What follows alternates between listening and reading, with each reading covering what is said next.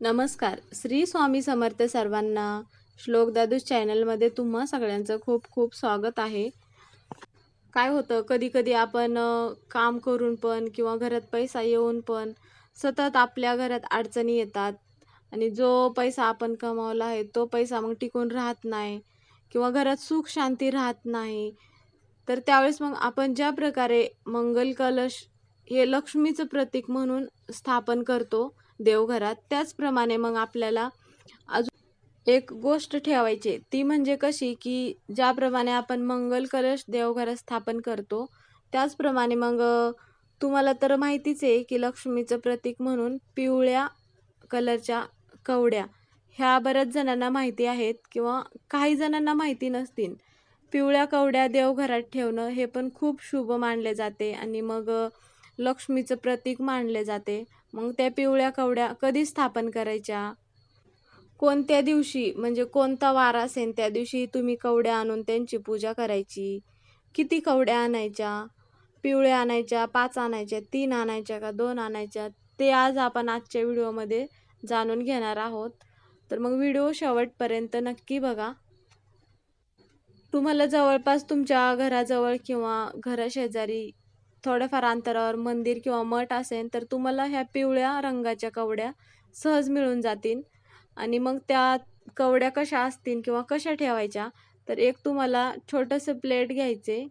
ज्यावेळेस तुम्ही कवड्या घेसाल त्यावेळेस कवड्या ठेवण्यासाठी तुम्हाला छोटंसं त्या आकाराचं प्लेट पण भेटन आणि मग त्यात तुम्हाला तांदूळ ठेवायचे. हे जे ठेवायचं आहे ना, लक्ष्मीचा वार मानला जातो. एकतर मंगळवारी ठेवायचे तुम्हाला किंवा मग शुक्रवारी ठेवायचे. ह्या मी 5 कवड्या आणल्यात. तुम्ही 5 आणू शकता किंवा 7 आणू शकता. तुमच्या मनाप्रमाणे. मी 5 कवड्या आणल्यात आणि त्या पिवळ्या रंगाच्या आणायचेत. वरची बाजू त्यांची पिवळी असली पाहिजे. अशा प्रकारे मग ते घरी आणल्यानंतर त्यांना स्वच्छ धुवून घ्यायचे आणि मग तांदळात ठेवायचे त्या कवड्या आणि त्यांना मग हळदी कुंकू लावायचे आणि मग त्यांना फूल वगैरे व्हायचे आणि दिवा अगरबत्ती लावून मग त्यांची पूजा करायची. ज्या दिवशी तुम्ही पिवळ्या कवड्या आणसाल घरी, मंगळवारी आणा किंवा शुक्रवारी आणा. ह्या 2च दिवशी आणू शकता तुम्ही. इतर दिवशी नका आणू, कारण लक्ष्मीचा वार मानला जातो म्हणून. मग ह्या कवड्या आणल्यानंतर मग तुम्ही फरक बघा की तुमच्या घरात जो पैसा आला आहे तो टिकून राहीन आणि घरात सुख समाधान राहीन. आणि मग ह्या ज्या कवड्या आहेत तर तुम्ही उजव्या बाजूला ठेवायचेत. म्हणजे आपल्या हाताच्या उजव्या बाजूला. आपण ज्यावेळेस देवघरापुढं बसतो ना त्यावेळेस उजव्या बाजूला ठेवायचे. म्हणजे देवांच्या तुम्ही जिथं लक्ष्मीची मूर्ती असेल तुमच्या देवघरात त्या लक्ष्मीच्या मूर्तीच्या समोर जरी ठेवलात तरी चालेल. मग हळदी कुंकू लावून घ्यायचे. छान अशी पूजा करून मग त्यांना देवघरात त्या दिवशी मग स्थापना करायचे.